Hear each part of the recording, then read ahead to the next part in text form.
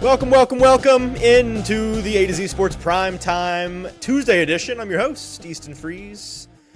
Excited to be here with you all on this fine What just happened? Where did it go? There it went. I accidentally smashed my keyboard and it took away my screen. Hope everyone's having a great end of their day. I'm used to saying start of the day. Hello, Ann. Ann, who promised she'd be here this morning. On time. I appreciate that. Thank you for being prompt, Ann. Even though I'm famously not prompt, especially when it comes to this showtime starting. And Ross and I make for a bad duo because sometimes I'm late, and then when I'm not late, he tends to be late because he's producing late at night. His reasons are always far more valid than mine. But either way, we end up being late somehow. And so here we are at 7:14 p.m. Better late than never. Off to a hell of a start. That's right. You know me. Things happen when I go live. Here's the thing about the technical difficulties on my end. Number one, my wife and I live in a townhouse that we rent. It is a place that we are excited to get out of relatively soon. We're going to be done living here in the spring. And one of the main reasons, and I don't actually dislike it at all, we've just kind of outgrown it. It's been a great first place to live as a married couple, but it has like really old internet wiring that I had inspected when we first got here. And they were just like, it's old and bad and there's kind of no fixing it unless you pay to have all of this stuff done. And I'm like, well, I don't own the place, so I'm certainly not doing that. So we'll just make it work. And so I make it work, and it works fine, except for when I go live for things. I swear things don't go awry until I am live with you all. So you don't care about that. I'm just saying it's frustrating to me that the issues happen when I'm on camera, and it's important for issues not to happen. Titanomics, you've been the topic of the day all damn day, my guy. Have I? Is this for the plane thing, Ross? Where have I been the topic? I believe so, but I don't know why that would be on you. Well, partly because my best buddy in the world, Paul Kaharski, last night decided to tweet about it. And me and Paul, real chums. I actually do like Paul. He annoys the fool out of me sometimes. But we are buddies. He tweeted So if you have no idea what I'm talking about, because you're not chronically online and you have like a normal, well-adjusted adult life, here's the way short story. Will Bowling on Ramon and Will on 104.5 said something on Monday that he should not have said. It wasn't actually the nature of what he said that was like, what he said was very small potatoes and not a big deal, but it's the fact that he said it that people took issue with, and the Titans got annoyed, and sometimes you make mistakes and you step in it, and he made a mistake, whatever. He shared an anecdote from the team plane on the ride back about Arden Key getting on the intercom and jokingly being like, y'all enjoy the win. It's a great win. Y'all don't listen to Cam, because Cam was, saying they could be a whole lot better and had all kind of an attitude about it or whatever. There's a whole article at ATZsports.com. You can go and read about it if you're very curious about this story. But he shared that as an anecdote that is not news even a little bit, right? Like breaking news, Arden Key made a joke. It's a day that ends in Y. The sky is blue. It's like what he does. And nobody took anything from it. It's just the fact that he shared something that was on a plane, which is a big no-no. And he knows that now, and whatever. I wrote about it as a part of a much larger story about Cam's attitude. Again, the story itself has far more to do than the radio plane information snafu. It's about Cam's actual mindset and what's important for this team going forward. I think it's pretty good, actually, and you'll find it interesting. But then Paul Kaharski tweeted that and was like, giving Will a hard time. He thinks the story here, this is where Paul and I are very different people. We do different jobs. He gets frustrated with me all the time because he, no matter how many times I explain it to him, cannot wrap his mind around the idea that we do different jobs. He is a full-blooded, dyed-in-the-wool journalist. And God bless him for it. We need journalists. We need people who are pounding the pavement, who are doing the dirty work, who are obsessed with media, that are obsessed with journalism, capital J, big J journalism. And that's what he's always done. He's a local media guy. I am a guy that is in local media, that is on the beat, but I'm not really like a capital B beat, capital W writer, or a capital J journalist. I do those things. I am a beat writer and a journalist, and I dabble in them. But first and foremost, I'm a football analyst and I'm an entertainer. Like that's what I do. Is I'm a football personality that analyzes football and focuses on the actual football. I dabble in some of the human interest stories and stuff. I find that kind of thing interesting. I will touch on some off the field stories as they pertain to the football product. For the most part, a great differentiator between what I do and what Paul does is like he's gonna follow the L'Jarius Sneed legal battle in Texas or wherever the heck it is, all the way down the road to its completion. And that's, again, I'm not giving him a hard. I'm glad that he's doing it. I'm glad that he's seeing it through and that he's taking on that project. That's not my lane. That's his lane, right? We do different things. And that really annoys the fool out of him because he thinks that I don't actually do the job when in reality I'm just doing a different job. He doesn't get it. Neither here nor there. The point is, he got all mad at me because I apparently let Will off the hook and I missed the story. The story isn't Cam's attitude, how the team responds to it, and the mindset of a winning standard that this team needs to have going forward. No, that's not the story.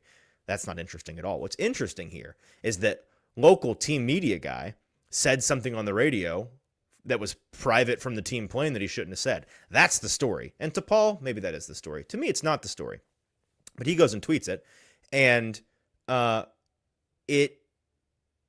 he leaves Will's actual name out of it, which to me, like, if you're gonna call a guy out, call a guy out. You know what I mean? Don't subtweet the guy. He thinks it was doing him a gentle mercy by not embarrassing him further. But you're like, people are gonna figure out who it is, dude. Like, it's out there. You just say his name. Like, have the guts to say his name.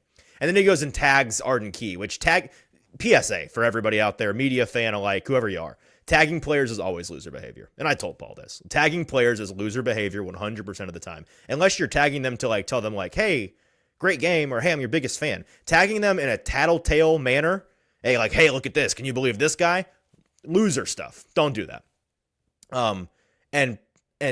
But Paul leaves Will's name out of it and quote tweets my story. And then the dumbest portion of the internet, unfortunately, and if you fell victim to this, I'm sorry that you're just not finding out you're a part of the dumbest portion of the internet, thought that I was the one that said the thing, that I was on the team plane, and I divulged private information. And so now I've got 1 million people in my comments, like Easton Freeze should be banned by the Titans. He's lost all journalistic integrity. I can't believe Easton Freeze ruined the team plane privacy, or like, I didn't do it. It wasn't me. I just wrote about it. And I made it a part of a much larger story. So that's the whole spiel from the last 48 hours that the majority of you, I'm sure, aren't here to hear about. But I'm glad we got that out of the way. It says, saying that Arden told a joke is snitching in the same way saying that Buck was being arrogant is snitching. Yeah, it's like it's certain people, there are things in their nature, right? It's in Arden's nature to be a comedian. He's a funny guy. He tells jokes. He cracks jokes. It's what people love about Arden. What are we here to actually talk about this evening, ladies and gentlemen? Brennan, hello. Good to see you. We are here to talk about Tommy Dixon says no sound. Tommy, I'm going to wager your volume is just not turned up. So give that a check on your end, and then we'll see if on my end that's different. We are here to talk about a couple of Titans I think are developing right between and before either one our eyes, and it's pretty exciting, and I think that they're going to be integral building blocks to this roster in the future. Also going to, thank you, Brennan, for that confirmation. Also going to talk about how Phillip Rivers is here to fix the Colts. Trust me, he's fixing the Colts. Phillip Rivers is going to fix this, people. And it is maybe my favorite development in the NFL. Not joking. All year? In multiple years? Like, I don't know how far back it goes. I love this. No matter how it could end is my favorite. Like, I've gone through all the possible permutations in my brain of how this could go, and they vary vastly, and they're all amazing. This is the most fun you could possibly have. The vibes on the Colts went from, for the vast majority of the season, scary good, like, holy cow, this team's awesome, to scary bad, oh no, what a nightmare of an organization, what a mistake they made, and what a horrible break they got. And then, like, 48 hours, it turned into scary fun.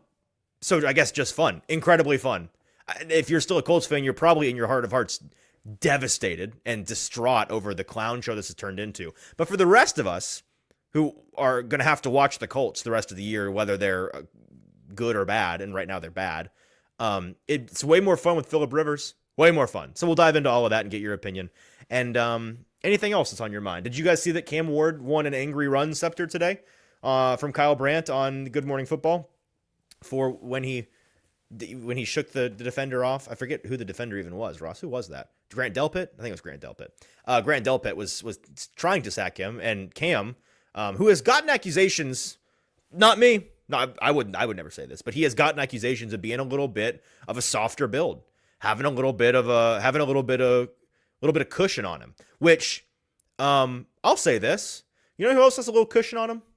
Patrick Mahomes, Josh Allen. Those guys are pretty good at football, and they intentionally don't get shredded because a little cushion, I think, is good for taking hits in the pocket. I think elite quarterbacks should have middle of the road body mass index. Maybe not maybe the wrong metric. Maybe a middle of the road body fat metric is the a little bit of, you still want some muscle up under there. It's important to have the muscle under the fat, but I don't need you to be a 0%er on the body fat scale. Like, I don't need you to look like a cornerback or a receiver.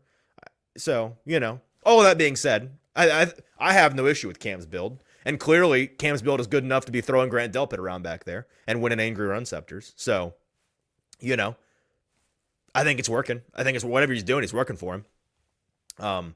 The person, by the way, that I've seen accuse Cam of being fat the most in my life, or heard it the most in my life, is his own blood relative, Quandre Diggs, would accuse him of being fat in the locker room all the time. He said he told me one time dating all the way back to when they were kids. They'd be like, Cam, he's the best athlete out there on the field at every level. But man, this guy needs to get in the gym. Just give him a hard time.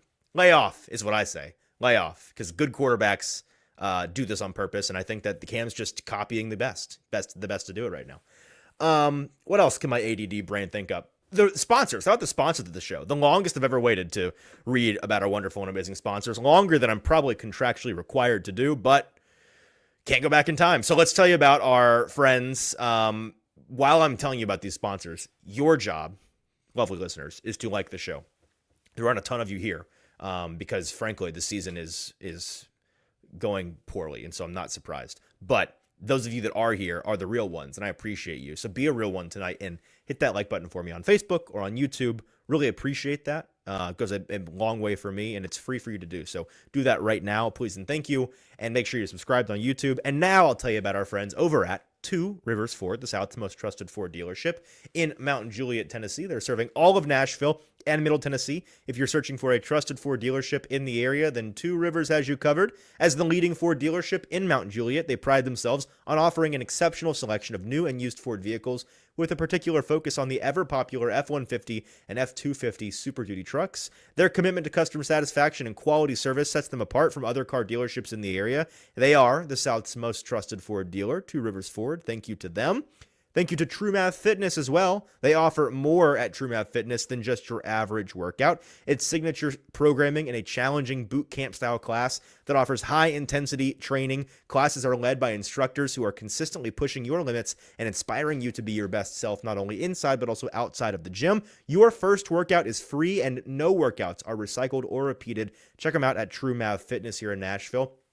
Speaking of here in Nashville, Simon Says Men's Clothier is a destination shopping experience. You cannot shop Simon Says online. You have to come into the brick and mortar Nashville, Tennessee store to experience it. Exclusivity is the name of their game. Limited pieces, carefully chosen, and when they're gone, they're gone. It's a curated selection. Every item is handpicked for quality, design, and a touch of Nashville character. Personal attention from their knowledgeable staff who's ready on hand at all times to help you discover the perfect piece. Experience what is more than a shopping trip. It's a store that feels like it was made for you. It's experiential shopping at its best. Make the trip today. Visit Simon Says in Nashville today. There we go. T-Dot is our final sponsor. Be part of the solution to end littering. Did you know that there are over 88 million pieces of litter on Tennessee's roadways right now? It's a big problem, but we can all be a part of the solution. T-Dot spends over $23 million each year cleaning up litter. But they can't do it alone. You can help by making simple changes. Stop littering, pick up litter when you see it, and join local cleanups. Every action counts. Tennessee needs all of us to step up. So be part of the solution today and help keep Tennessee beautiful by visiting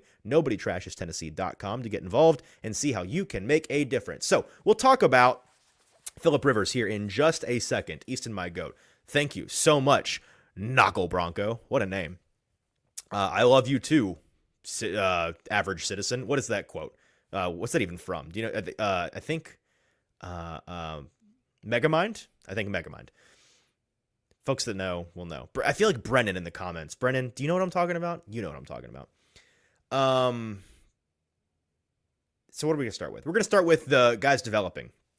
I'm real scattered today. There are 3 players on this team who are young. 2 rookies, 1 second-year player, who we've talked about this year, on and off. But going through some of the game tape from this past Sunday, they stood out to me. Brennan, not helping. Maybe it's the boys. Might be the boys. I don't know. It's like a superhero talking to the people, but he's being a jerk about it. Either way, there are 3 players that I want to bring up who I talked to some of their coaches today and was going back through the game tape today and was impressed by. Before I name them, I want to go ahead and ask the question to see if anybody else is clued in on this as well, Ross. So let's go ahead and send our question in the chat. The question being, which young Titan are you most interested in watching the rest of the season? And don't say Cam. We're not talking about Cam here. Obviously, Cam is its own thing. It is Megamind, and Googled it. Thank you. I was right. It's Megamind. Good movie. Go watch it. Which young Titan are you most interested in watching the rest of the season? Not Cam. Thank you for specifying that, Ross. The first guy that I want to talk about is Cedric Gray. He's the only non-rookie on my short list of guys who are playing really well. Now, is it embarrassing that he ran out of gas in this game trying to return a 2-pointer? Yes, very much so.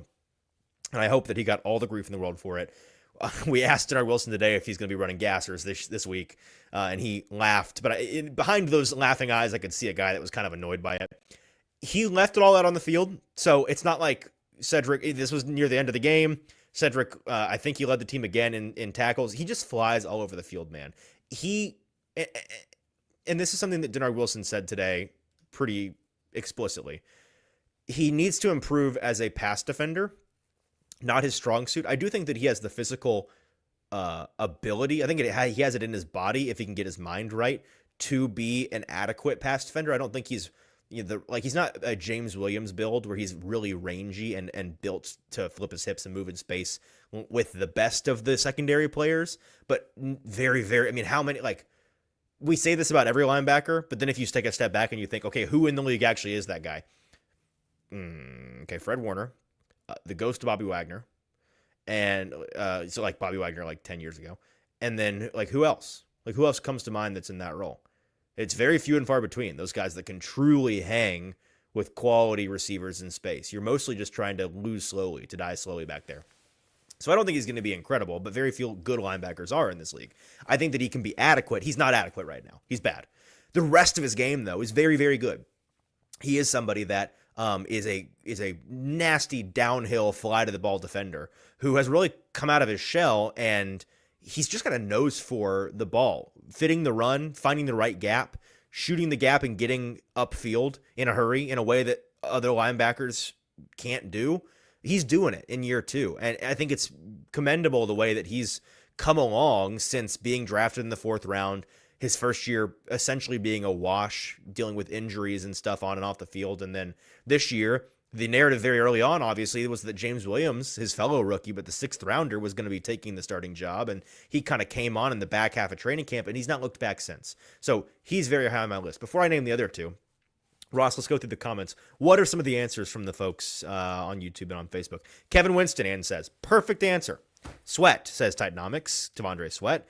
Ryan says Harris, as in Marcus Harris, the rookie 6th round cornerback. Titanomics, if we're strictly talking rookies, I say DK. Fair, very fair answer. Jason, Helm, they need to definitively know what he is before the draft. I think that's also fair. So, and Brennan says, I'll throw in Winston and Gray too. I feel like the Titans haven't hit on a draft pick in so long that I forgot what that feels like. Fair enough, man. And there are a number of recent Titans draft picks who I think it's at what point can you call a guy a hit? But they are trending in the right direction. You guys named the other 2 guys that are on my list, and none of the people that you named are bad answers by any means. But the other guys that stood out to me on my most recent watch of this team were the rookies that you guys mentioned, Kevin Winston Jr. and Gunnar Helm. So staying on defense, Kevin Winston was nasty in this past game. Now, he's been up and down. 2 games ago against who they play, Jacksonville. Against Jacksonville, he played pretty poorly, especially on the back end. And I think something that a lot of people missed is when he talked at his locker after the game, he made it clear that he was playing a brand new position essentially in this game. And that it was all the first time that he'd done a lot of the stuff. And that's not an excuse. Like he's a safety that's playing in the league, figure it out. And he needs to be able to do all the different types of safety roles. But as a box defender right now, which is where a lot of, I think, young safeties naturally end up starting and then working their way back. What if I had to assign Kevin Winston a job the rest of the year, and I'd imagine this is what they'll do. They'll have him primarily play as a box safety, where he played a lot this past weekend and tore it up. They'll play him a lot in certain pass rush packages and in the run scheme, having him fit gaps. He's kind of like Cedric, where he's a heat-seeking missile and a fantastic tackler. And then on the back end, I'd start him in just simple 2 high looks. And far be it from me to be the schematic expert, but this is the kind of thing that I've asked smarter people than me this question. This is what they've told me. Start him in simple 2 high looks. Play him on a technique where they get to be on the field side of the 2 high, and I think it's called a ghost technique or a robber technique. I forget. Again, not a huge like X's and O's schematics guy in terms of verbiage, but the general thought process behind it is you're on the back side of the play. You're not the one on the 2 high safeties that is concerned with over the top. You're robbing the strong side of the field, coming downhill diagonally from the quarterback's perspective and cutting off passing lanes. And that's going to play to his strengths in that way too, so that he can not have to think a whole lot and just read and react and trigger downhill. And that's what we've seen him do the best so far.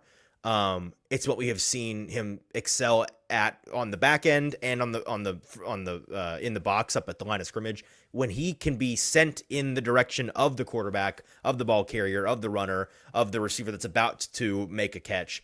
He's phenomenal. And that's why he was drafted where he was, and that's the promise that he brings. I mean, he's a guy that in his body athletically absolutely has it in him to be a strong safety of any type. Like a cover safety on the back end is something that is in his body. He just has to get right mentally. And I'm not surprised that he's still kind of banking mental reps and coming along in that way, since he was at risk to kind of have a lost season. This is something we don't talk about a whole lot with young players that do this, but we should more, is that when a young guy, especially a rookie, because of injury or off the field stuff, whatever it is, has to miss a significant portion, or God forbid, all of the offseason programs, they tend to just get left behind.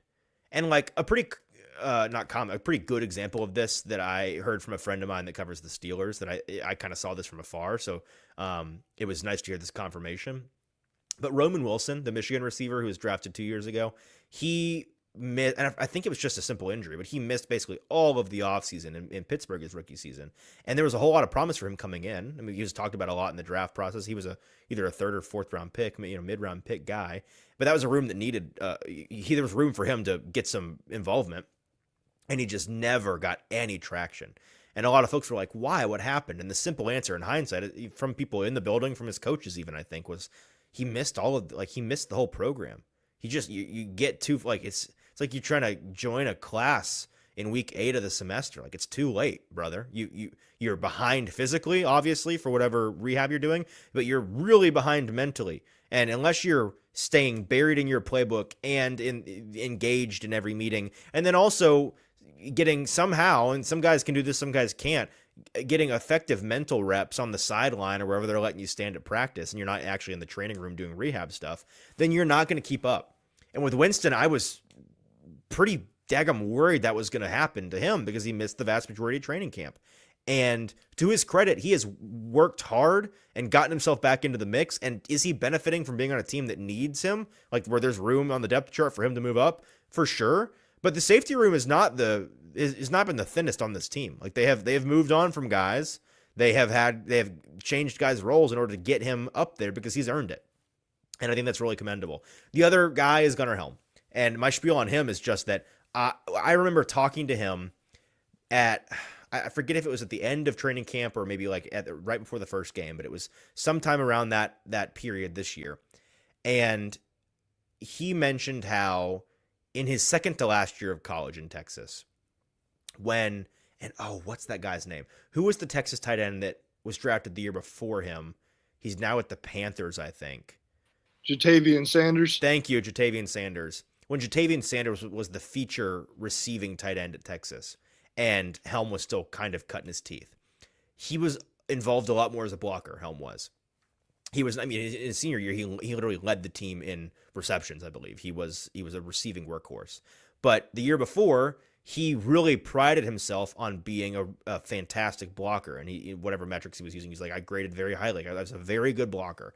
And it's not that I lost in my senior year, my junior year, whatever it was. They just weren't asking me to do that role a whole lot.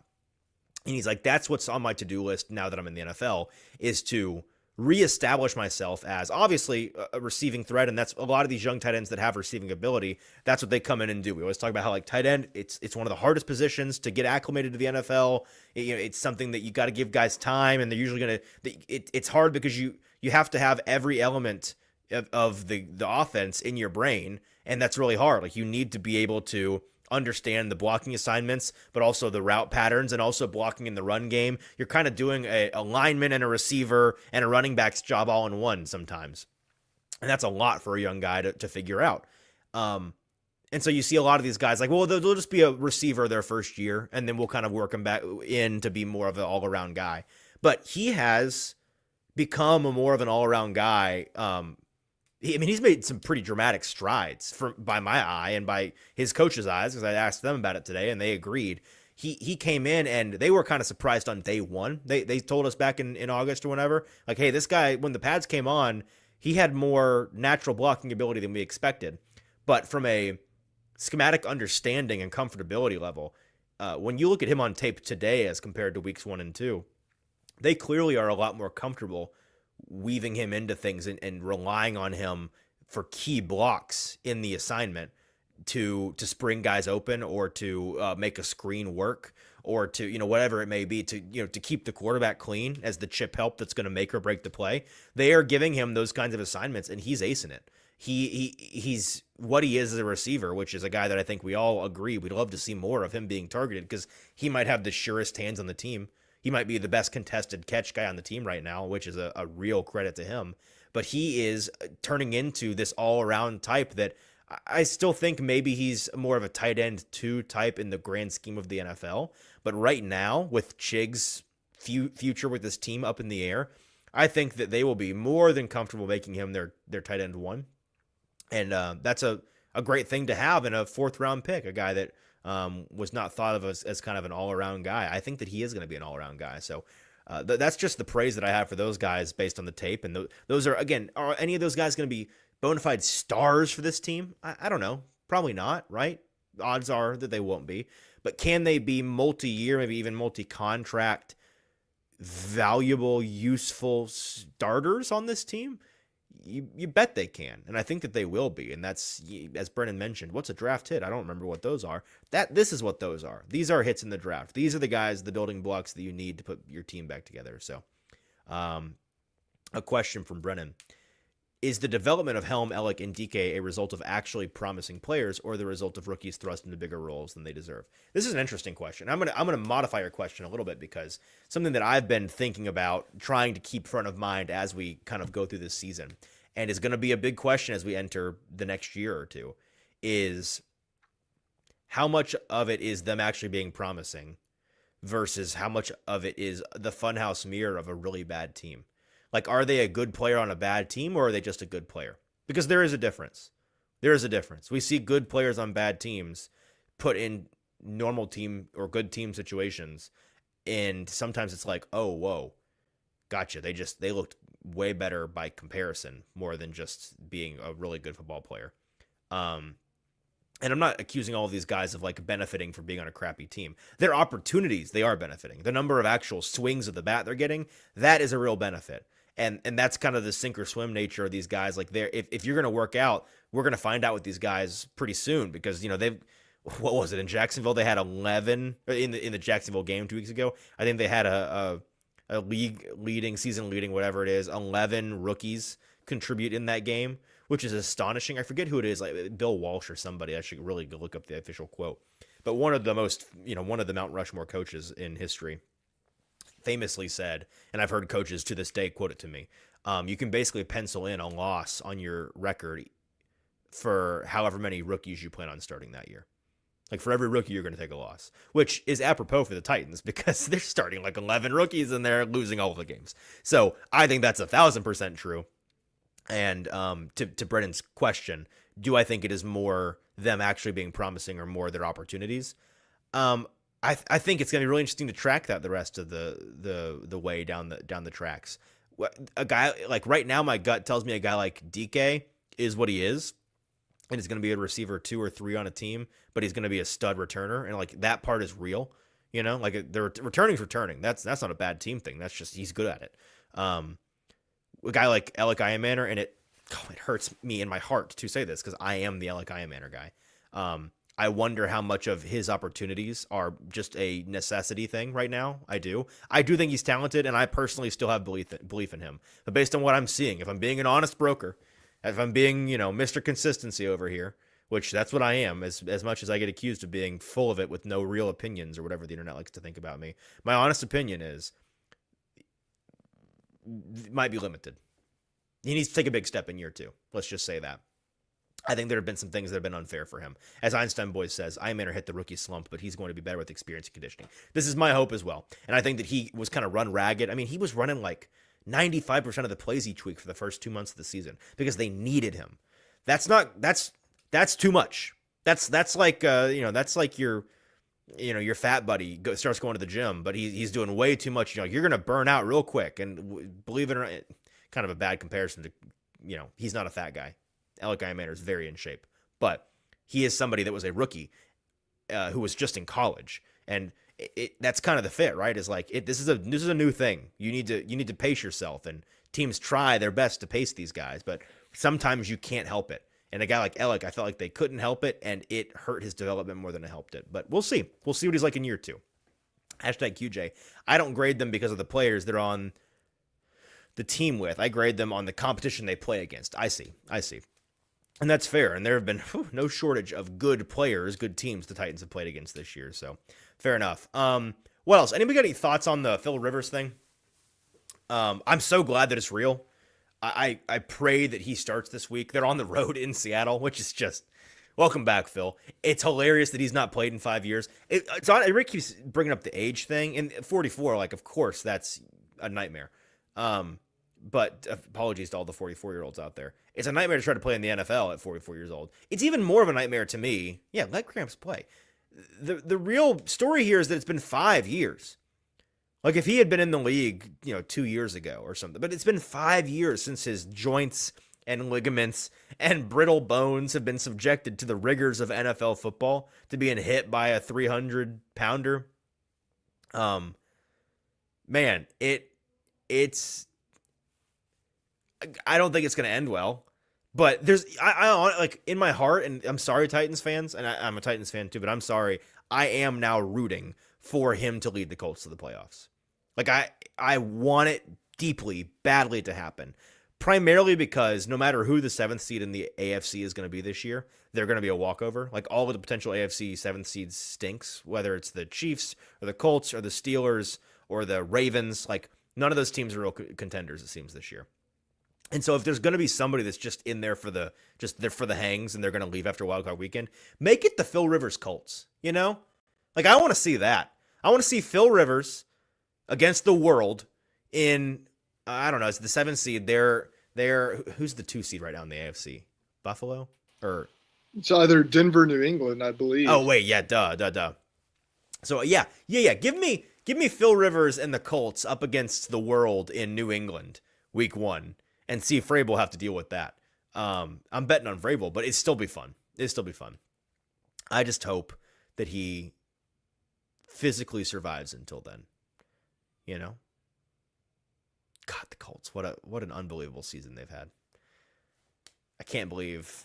Hey, what was it that Gabbard said? He said, "Watch Daddy sling it.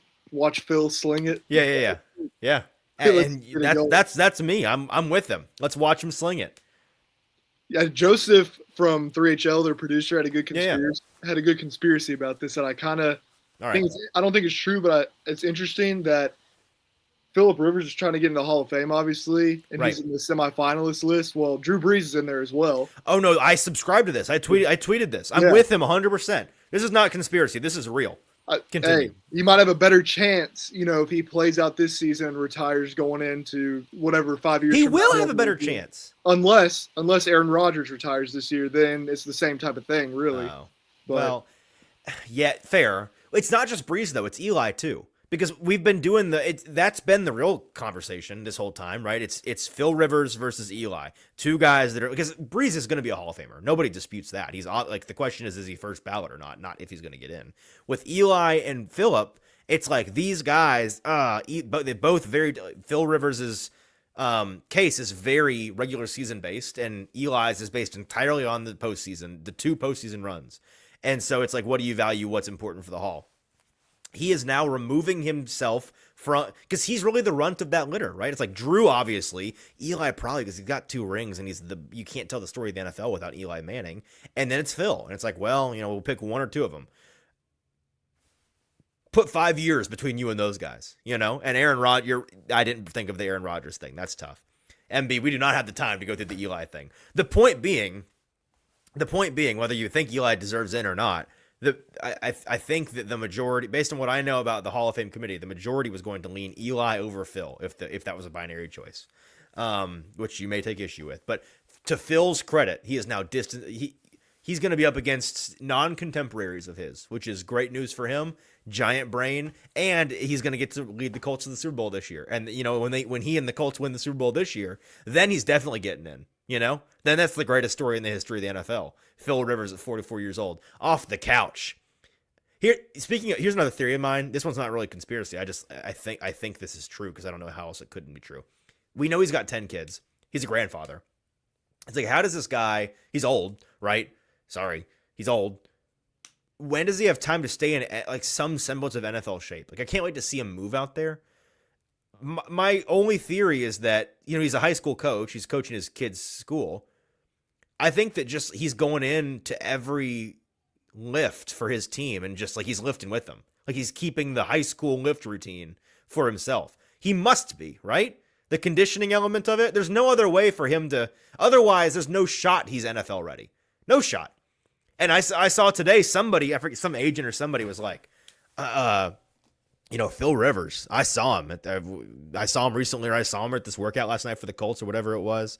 I'm telling you, this guy looks great. We were getting a best shape of their life tweet, unironically, in December for 44-year-old Phil Rivers. Here it is. This is Rossini tweeted this out. A source close to Phillip Rivers describes a player who looks in better shape now than when he last played. Quote, it's a no-brainer for who gives them the best chance, end quote. Expect a heavy dose of Jonathan Taylor in the Colts ground game to support the 44-year-old Rivers. So, best shape of his life. Put him in there. Let Phil sling it against the Seahawks defense, who hasn't allowed a single touchdown in 2 weeks. But Phil Rivers is going to put an end to that. Touchdowns begin now. I can't wait. I'm the most mad I've ever been maybe in my whole life when I realized that was one of the only other late window games like the Titans. I needed that to be in the other window than the Titans this week so that I could have my full attention on it. Unfortunately, it will have to be. My attention will be split between the Titans and the Colts this weekend. Sorry, it will be. It will be as the Titans take on the mighty 49ers in Santa Clara. All right. We've gone more than long enough. Ross wants to go home. I can see it in his eyes. I want to go downstairs and eat some food. And I want to see you all again back here tomorrow. I will be on the morning show tomorrow, I believe, with JT again. We've got a great show planned for you. Haven't planned it yet, but whatever it is, it's going to be a great topic. You're going to love it. Tune in, same place, different time tomorrow morning at 8:10 Central Time for the A to Z Sports Morning Show. And Buck will be back here on primetime tomorrow night. That's it from me. I'm Easton Freeze. He's Ross Johnston. Thanks for tuning in.